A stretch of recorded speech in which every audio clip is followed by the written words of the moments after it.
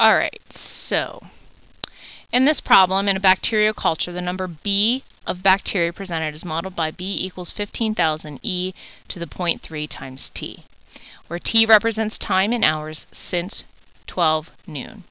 So how many bacteria will be present at 5 p.m. means that 5 hours has elapsed between noon and 5.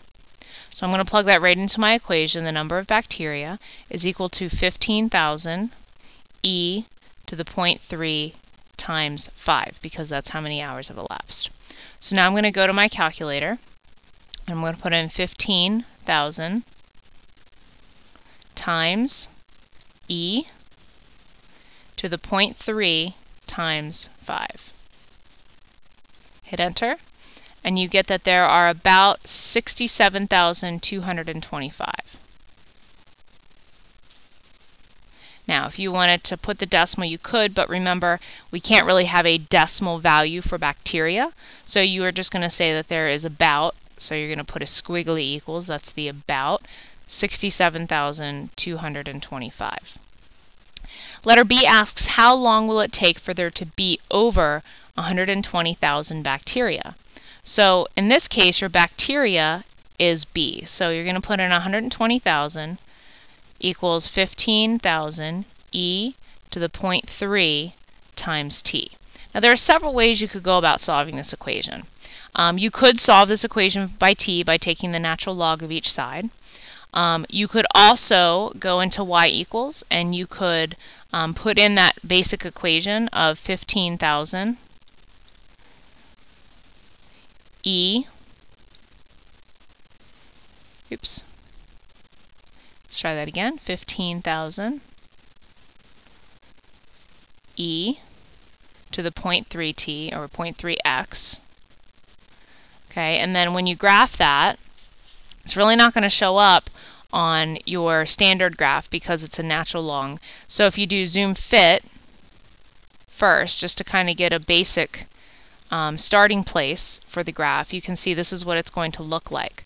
Then you could go to the table of values and see when this number here in y is going to be 120,000. Okay, so if you look right here, this is where it goes between 6 and 7 is where it goes to 120,000. So it's going to take 7 hours for it to reach 120,000. Now another way of doing that, so it is definitely 7 hours, is to solve this equation. And to solve this equation, you have to start by dividing both sides by the 15,000. Divide this side also by 15,000. So 120,000 divided by 15,000 is equal to 8. So 8 equals e to the 0.3 t.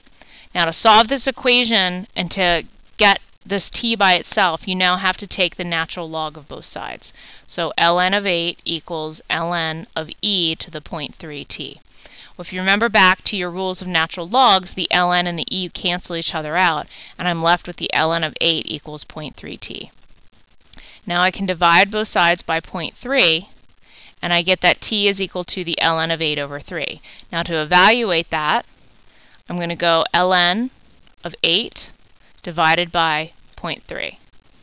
And you'll get that time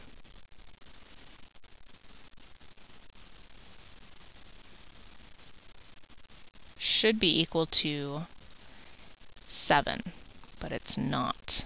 Oh shoot. Okay, so when you put this in your calculator, you have to do ln of 8, and you have to close the parenthesis first, and then divide it by 0.3, because you're taking the quantity of ln of 8. And that's when you get that 7 times. 6.9 will round to 7.